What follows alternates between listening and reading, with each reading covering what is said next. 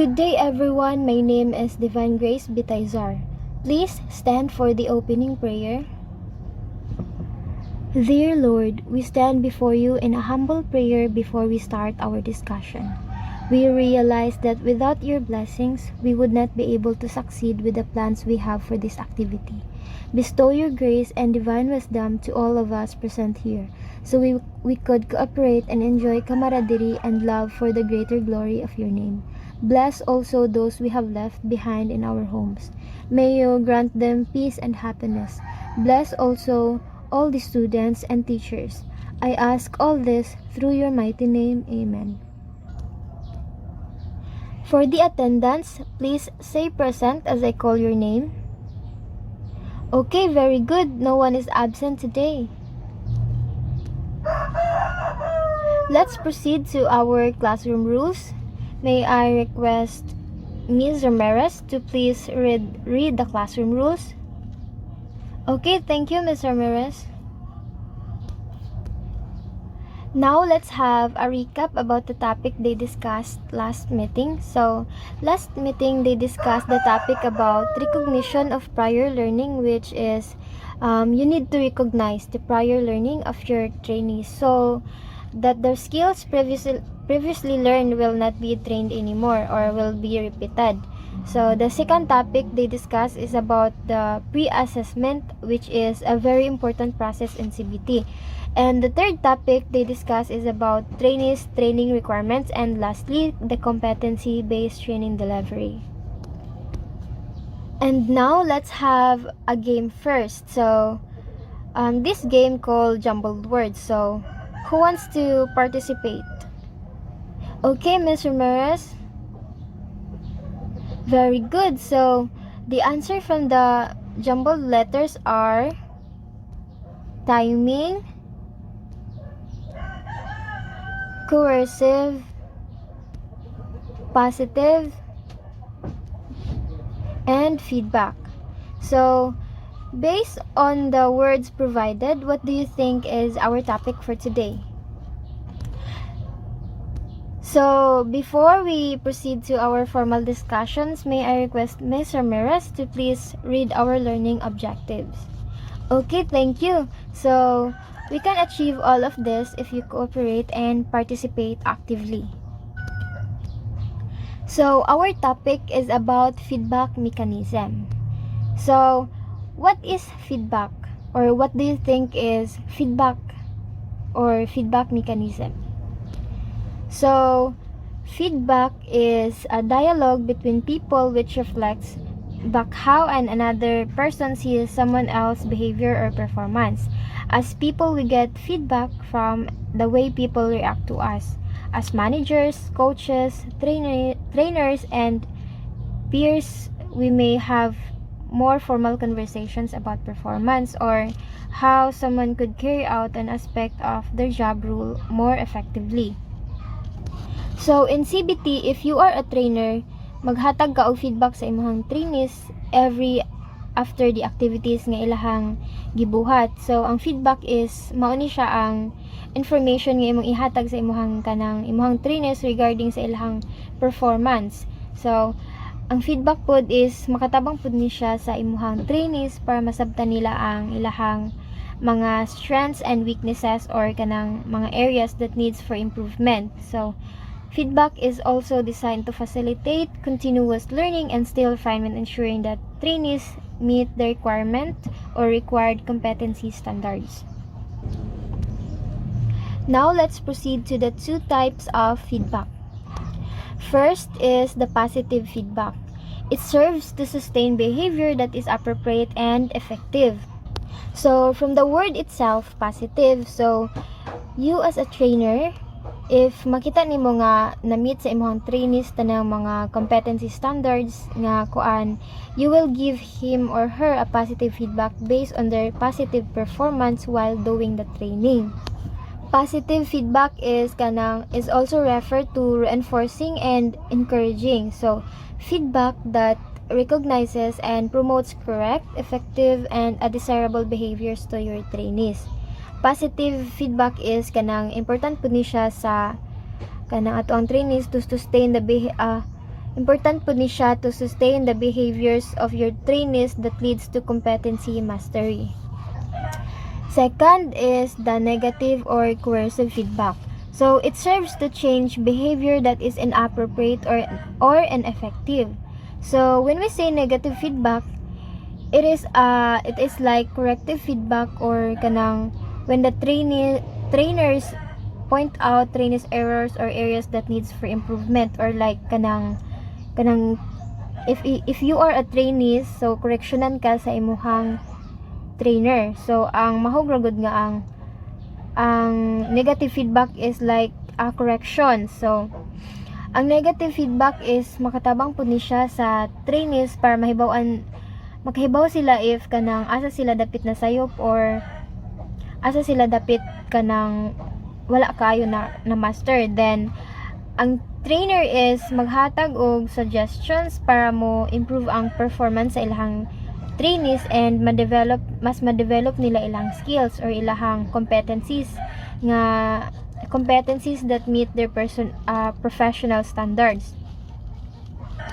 And you as a trainer dapat i-sure pud nimo nga ang negative feedback nga imuhang gi-provide sa imong trainees is specific and constructive.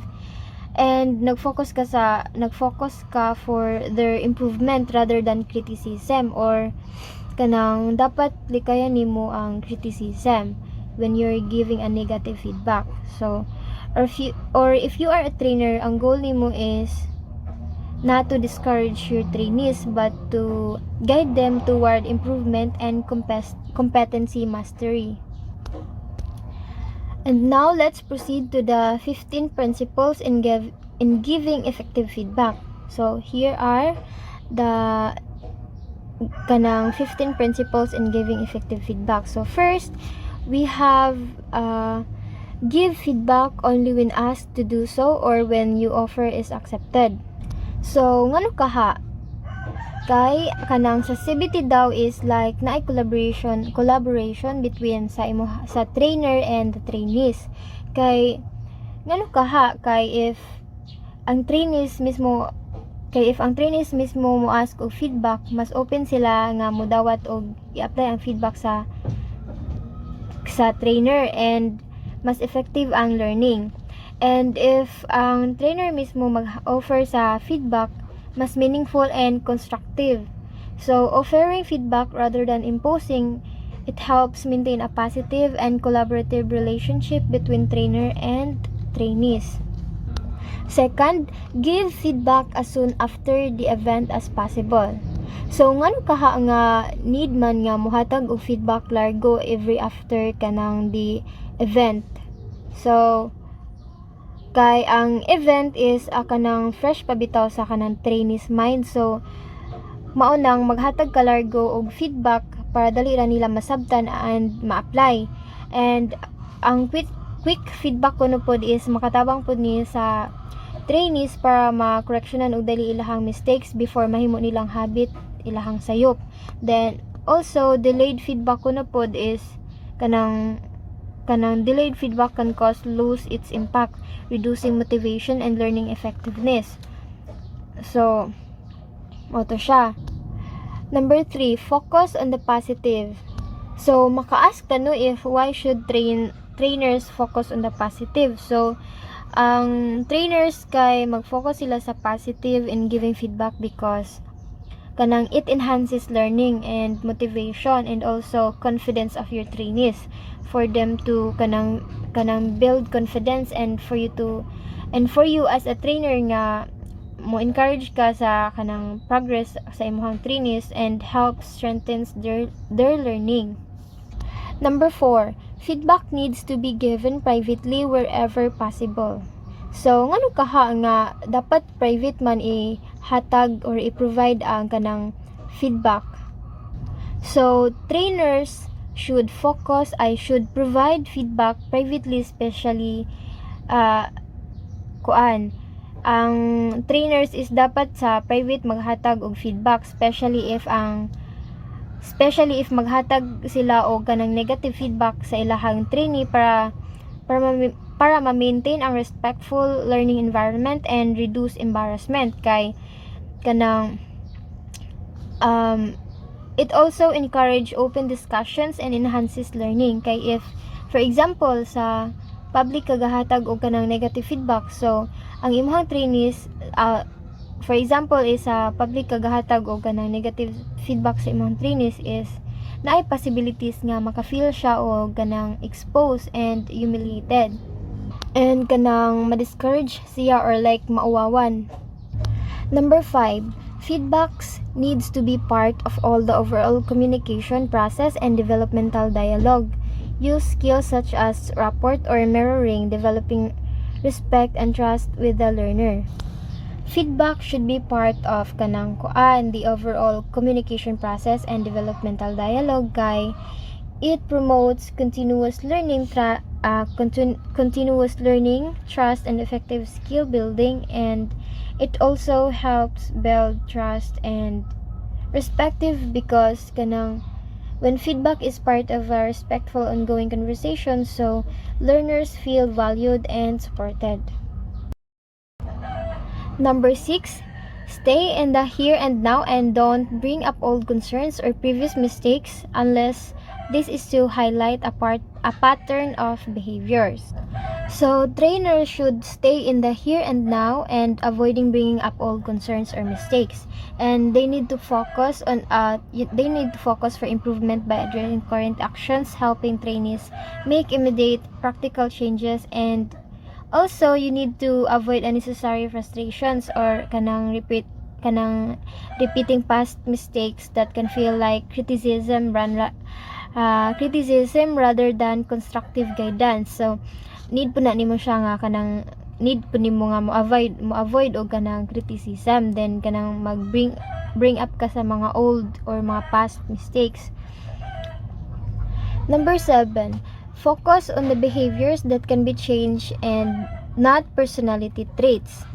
So trainers should focus on the behaviors that can be changed or kanang pwede pa mabago through the learning practice kaysa kanang personality traits nga kanang nature na sa usa ka tawo or nahimo ng habit or attitude sa isa ka trainees. So you as a trainer, you need to focus on the behaviors kay kanang pwede pa na siya ma-change through practice. Number 8, talk about and describe specific behaviors, giving examples where possible, and do not evaluate or assume motives. If you are a trainer, if mag-describe ka sa behavior sa imong trainees, dapat nakabase ka sa imong obserbahan or fact observations, and dapat maglikay pud ka og misinterpretations or biases. So you need also to avoid biases. Number 9, use I and give your experiences of the behaviors. When you said, for example, I thought that you were, so it is very important to use I statement that kanang share their experiences of the behavior. So for example, when you said, I thought that you were, so reduces defensiveness because using I statement makes feedback feels less like criticism and more like personal observation. So importante pud ni siya nga imuhang timan-an and kanang mura ka og provide og kanang personal experiences para if maghatag ka og kanang negative nga feedback, dili sila maka-feel og kanang like na criticize sila, then like di pud sila maka-feel nga na discourage sila. Number 10, when giving negative feedback, suggest alternative behaviors. So it is important to suggest alternative behaviors when giving negative feedbacks because it promotes learnings and growth. In short, ang mga alternative suggestions nga imuhang gihatag sa imong trainees is makatabang ni nila para maka-feel sila nga supported sila, then motivated para mas ma-improve or para mo-improve ilahang kanang skills para dili pud sila maka-feel nga pasagdan sila or kanang then naapoy possibilities nga ma-discourage sila. So you need also to avoid kanang discouragement sa imuhang trainees. Number 11 is feedback is for the recipient, not the giver, and be sensitive to the impact of your message. So trainers should give feedback with the trainees' needs in mind. So not just their own perspective, but ang goal pud ani is para matabangan ang trainees nga maka-learn og mo-improve or kanang mo-improve ilahang skills. Then or not to simply express the trainer's opinions. And being sensitive to the impact of feedback means delivering it in a way that is encouraging. Kay if ang feedback is too harsh, usahay makapalower pud ni siya confidence sa imuhang trainees. Then but if ang feedback is given thoughtfully, so maka-feel imong trainees nga gi-motivate mo sila for growth and build their skills and improve their performance. Number 12, consider the content of the message, the process of giving feedback, and the congruence between your verbal and non-verbal messages. The question is, why should trainer needs to consider the content of the message? So, it's because ang feedback is dapat specific and relevant. So, you as a trainer, dapat ang isulti nimo when giving feedback to your trainees is ang ilahang strengths and mga areas nga nag-need og kanang improvement. Para pod ma-sure nimo nga ang trainees is nakasabot and ma-adjust nila if no. Then, and the process of giving feedback is dapat respectful ni siya, then specific, and dapat supportive imuhang pag-approach. You also need to consider the timing and the tone of your voice when giving feedback. And most importantly, you need to remember that the way feedback is delivered matters. Number 13, encourage reflections. This will involve posing open questions. Such as, did it go as planned? If not, why not? If you were doing it again, what would you do the same next time, and what would you do differently? So why? And how did you feel during the session? How would you feel about doing it again? And how do you think the patient felt? So what makes you think that? What did you learn from this session? So the reason why should trainer encourage reflection because if ang trainer is mag-encourage of reflection, makatabang ni sa mga trainees para mas ma-develop and mas masabtan nila ilang skills and areas nga nag-need og kanang improvement. Through asking reflection pod is kanang makatabang pod ni sa mga trainees nga assess nila ilahang own performance rather than just receiving instruction passively. Number 14, be clear about what you are giving feedback on the link this feedback on, and be clear about what you are giving feedback on and link this to the learner's overall professional development and or intended program outcomes. So, as a trainer, you need to provide a clear feedback to ensure nga ang imuhang trainees is nakasabot because it will impact to their future use. And also, a clear and purposeful feedback helps trainees see the connection between their current skills, areas for improvements, and their overall career development. Last, the number 15. So, do not overload. Identify 2 or 3 key messages that you summarize at the end.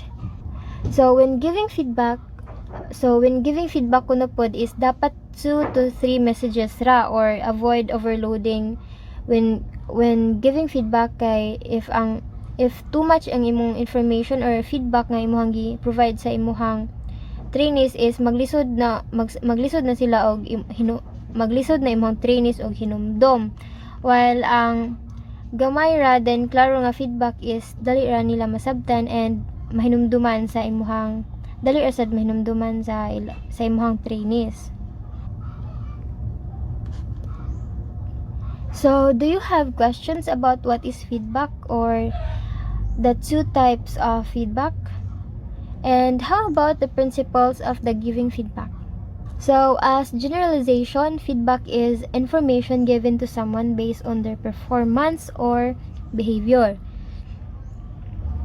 Through giving feedback is kanang makatabang pud ni sa imong trainees to improve or continue doing well of their skills and performance for the development of their skill. And the positive feedback and the negative feedback. The positive feedback encourages good behavior or performance, while the negative feedback is pointing out areas that needs for improvement in an impactful way. So the way you give effective feedback matters. So you just need to be specific, be clear, and be supportive, be respectful, and be focused on behavior and not on personality. And now I will introduce to you Ms. Janica Cantutay to continue the discussions about the characteristics and its purpose. So, hello everyone. I am the second reporter. I am Janica P. Cantutay. So, here's the characteristics and the purpose. So, timing. For students to get feedback while they are still mindful of the learning target, and for students to get feedback while there's still time for them to act on it. So, feedback, helps you while you still remember what you're learning, and feedback helps you while you still have time to improve. So that is timing. And amount. For students to get enough feedback so that they understand what to do, but not so much that the work has been done for them, or differs case by case. For students to get feedback on teachable points, but not an overwhelming number. So feedback should give students enough help to understand what to do next, but not so much that it solves the problem for them. Focus on key learning moments without overwhelming the students with too much at once. So the third, the mood. So to communicate the feedback message in the most appropriate way. So feedback should help students learn by giving them the right amount of guidance at the right time. It should be clear, focus on key points, and not overwhelming. The goal is to support learning without doing the work for the student. The following tools provides written feedback about the trainer's performance, answer key, accomplished performance criteria checklist, evaluative feedback, examination result, progress chart and achievement chart, and the last trainee's record book. So audience, to reach the appropriate students with specific feedback, to communicate true feedback that students. So feedback should be given to the right student in a way they can understand, and it should be clear, specific, and match their learning needs. So the goal is to help students improve without doing the work for them. And focus, to describe specific qualities of the work in relation to the learning targets, to make observation about students' learning processes and strategies that will help them figure how to improve, and to foster student efficacy by drawing connections between students' work and their mindful, intentional efforts, and to avoid personal comments. So feedback should focus on specific qualities of the student works. So it should be connected to the learning goals. It should help students understand how to improve by describing what they did well and what needs work. So another comparison. Usually to compare student work with established criteria sometimes to compare a student's work with his or her own past performance, and rarely to compare a student's work with the work of other students. So, the purpose of comparison is to show how your work aligns with the goals and what has been done before. So, the goal is to describe your work without judging it negatively in a way that discourages improvement. So, that's comparison. So, function to describe student work to avoid evaluating or judging student work in a way that should stop students from trying to improve. So, the function of feedback is to describe your work clearly without judging it harshly. It should focus on what you did well and highlight areas where you can improve. And this aim is to help you understand your progress and guide you towards better performance. And last of characteristic, the balance. So to use positive comments to describe what is well done, to make suggestions about what could be done for improvement. So balance in feedback refers in the positive comments that focus on what you did well. And it's about encouraging you by pointing out the strength of your work. So here's the barriers in giving feedback. So first, a fear of upsetting the trainee or damaging the trainer relationship. A fear of doing more harm than good. And the trainee being resistant or defensive when receiving criticism, poor handling of a reaction to negative feedback can result in feedback being disregarded thereafter, and feedback being too generalized and not related to specific facts or observation, and feedback not giving guidance on how to rectify behavior, inconsistent feedback from multiple sources, and a lack of respect for the source of feedback. So barriers to giving feedback included the fear of upsetting the trainer, damaging the relationship with them. There is also the concern of causing more harm than good with feedback. So trainees may become defensive or resistant to criticism, leading them to ignore the feedback. And inconsistent feedback from different sources can cause confusion, and a lack of respect for the person giving the feedback can reduce its effectiveness. So, here's the role of feedback in learning. So, learning occurs when new information interact with existing knowledge. Feedback plays a crucial role beyond information processing, influencing motivation, participation, and reinforcement. It is essential for improving instruction and performance in education and training. So, learning happens when new information connects with that we already know.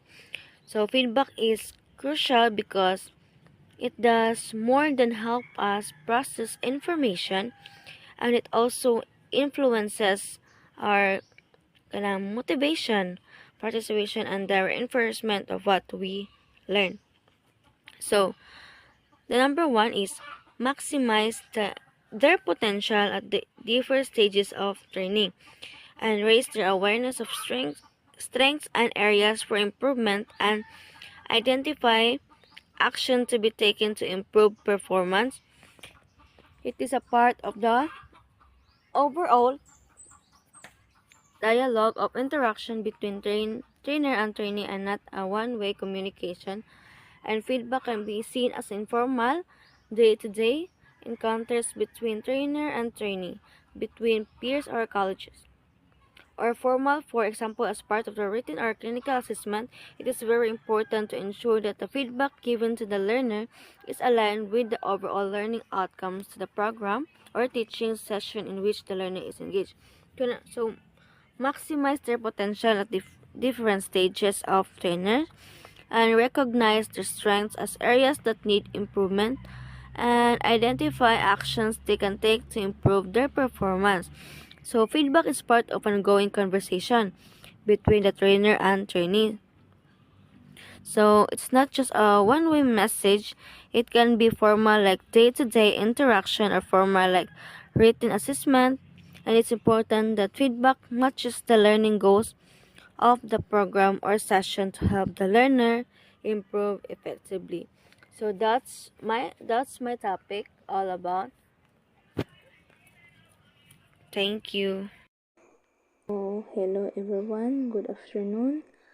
I'm Jana Marie Pivler. I'm your last reporter. So our next discussion is about feedback and competency based learning. Feedback is essential in competency based training because it ensures continuous improvement. It provides trainees with immediate guidance on their performance. Clear and specific feedback helps them understand what to maintain or change. Trainees who gives regular feedback enhance learning effectiveness. Meaningful feedback leads to better skill development and success. The goal of competency-based learning is to develop specific skills or competencies rather than just complete courses or spend a set amount of time in training. Feedback is plays a crucial role in this approach because it helps learners understand how well they are practicing and what they need to improve. Feedback allows learners to make adjustment and improve their performance continuously instead of waiting until in end of training to find out what they did wrong. When learners receive feedback right away, they can correct mistake early, reinforce good practices, and developing bad habits. And it clear and specific feedback tell learners exactly what they are doing well and what areas need improvement. This makes it easier for them to focus on their learning goals. Regular feedback ensures that learners stay on track, remain motivated, and improve their skill efficiently. Effective feedback helps learners build strong competencies, which ultimately leads to better performance in their role of future careers. Like a module, right? Next is the tools in providing feedback. In CBT, feedback should be immediate and continuous when using the modular self-paced method. The trainer is not always there to give face-to-face feedback. So in CBT daw, feedback should be immediate and continuous. In modular self-paced approach, trainees may not always be available for face-to-face feedback.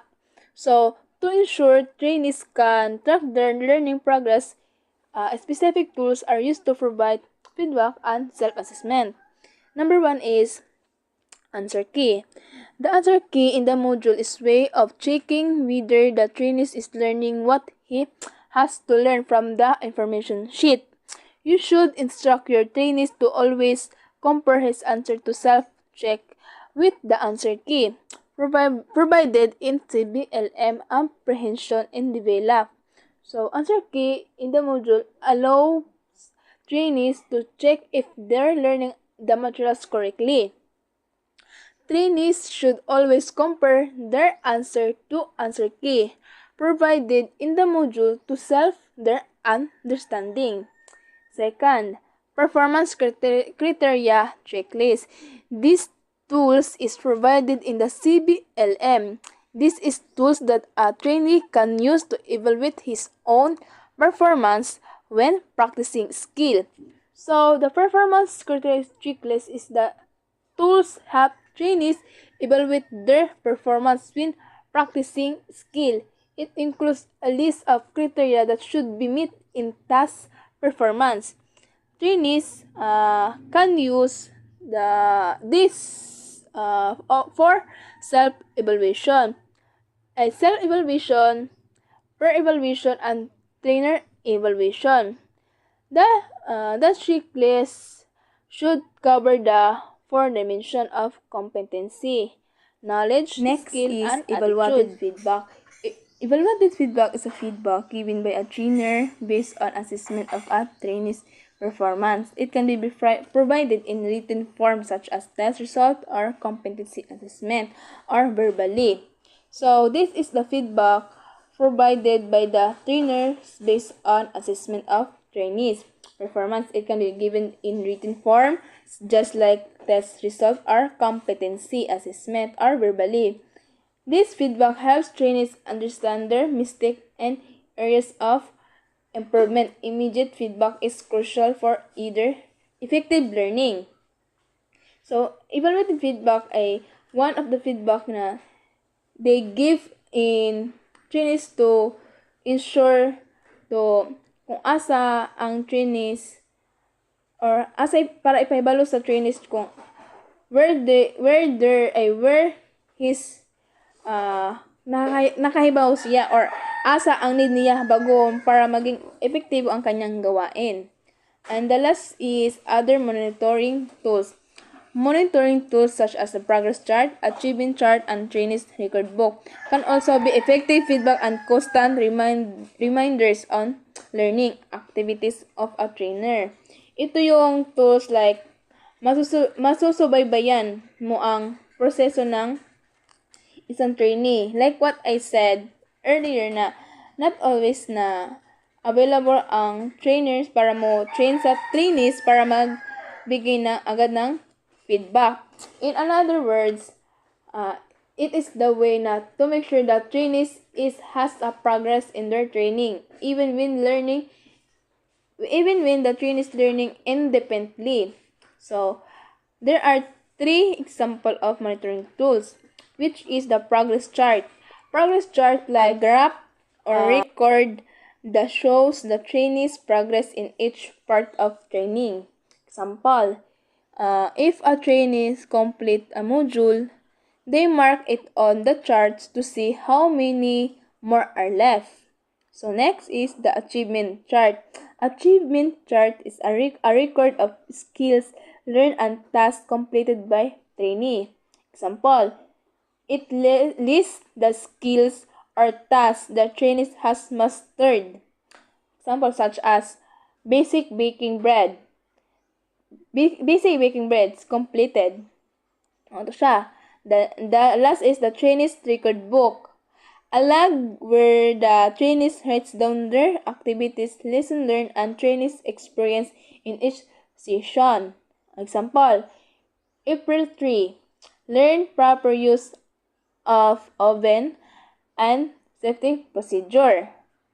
So, why are monitoring tools important? It is served as a guide to track the trainee's progress and provides clear feedback on areas that need improvement. It helps both the trainees and trainee ensure that training objectives are being met. So let's proceed of characteristic of effective feedback. First is it is specific and performance based. So feedback should focus on what the person did, not just general comments. Example, instead of saying good job, say your speech was well organized and easy to understand. Second, it is descriptive, not labeling. Means describe what happened instead of judging person. Example, instead of saying you are bad at presenting, say you spoke too fast, making it hard to understand. Right? So, third is it focuses on the behavior, not a trainee. So, means talk about what they did, not who they are. Like, sample, saying your slide had too much text. It's better than to saying you are not good at making slide. So fourth is it is based on observation, repeated if possible. Means give feedback based on what you actually saw and make it sure it happens more than once before commenting. Right?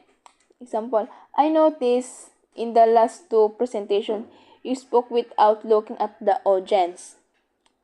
Right? So next is it begins with letter I statement. This makes feedback sounds less than criticism. Example, instead of you are always late, just say I noticed you are arrived late a few minutes, which is affects to team. So next is it balance negative and positive comments. It's balance negative and positive comments. Means start with something positive, then add areas to improve. Like, your research was very detailed. If you improve your eye contact, your delivery will be even better. Diba? So next is, it is well timed. Give feedback at the right time, not too late. Next is it is anchored to common goals. For example, the trainees learning for performance. Means the feedback should help them improve toward their goals. Next is it provides for two-way communication, soliciting and considering the received input. Means allow the person to share their thoughts too. Then the next is it provides to it is brief. Be alert to stand of resistance. Means keep feedback short and easy to understand. Next is based on trust, honest and concern. Mean feedback should be helpful, not harsh. Example, I believe you have a great ideas. Let's work on making them clear. And next is private, particular if it's negative. Means correct mistake in private to avoid embarrassment. So next is it is part of your regular teaching process, not an exception to the norm. Means feedback should be given regularly, not just when mistakes happen. And last, provides follow-up. Means check if the person improved after receiving feedback. So let's proceed to guidelines for providing constructive feedback.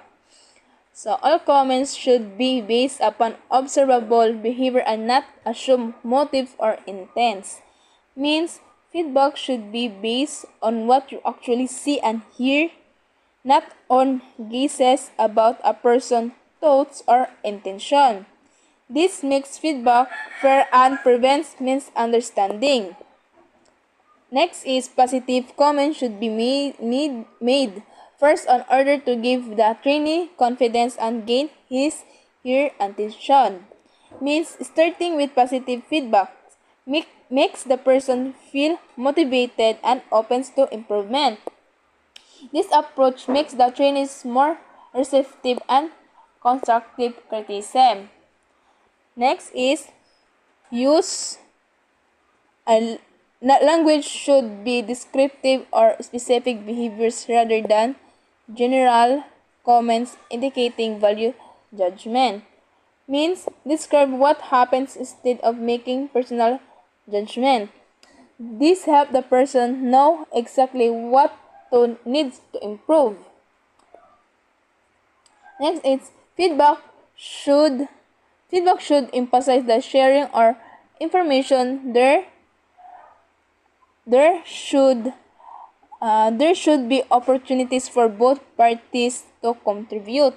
Means Feedback should be discussion, not a one-sided lecture. This makes feedback more interactive and effective. And next is feedback should not be detailed and broad. It should not overload the trainee. Means giving too many correction and once can overwhelm the person and make them feel discouraged. This makes feedback easier to understand and apply. Example, instead of listening 10 things to fix, focus on the most important two or three areas. Next is feedback should deal with the behavior that trainee can't control and change. Means feedback should only focus on things the person can improve. So this ensures the feedback is practical and actionable. And last is feedback requires the ability to tolerate a feeling of discomfort. So some feedback may be difficult to hear, but it is necessary for growth. It is important to deliver feedback in a respectful and support way. So, giving feedback should be clear, unfair, and helpful. To always observe behavior, start with something positive and keep it short and simple. Make feedback a conversation, focus on what they can improve, and be respectful.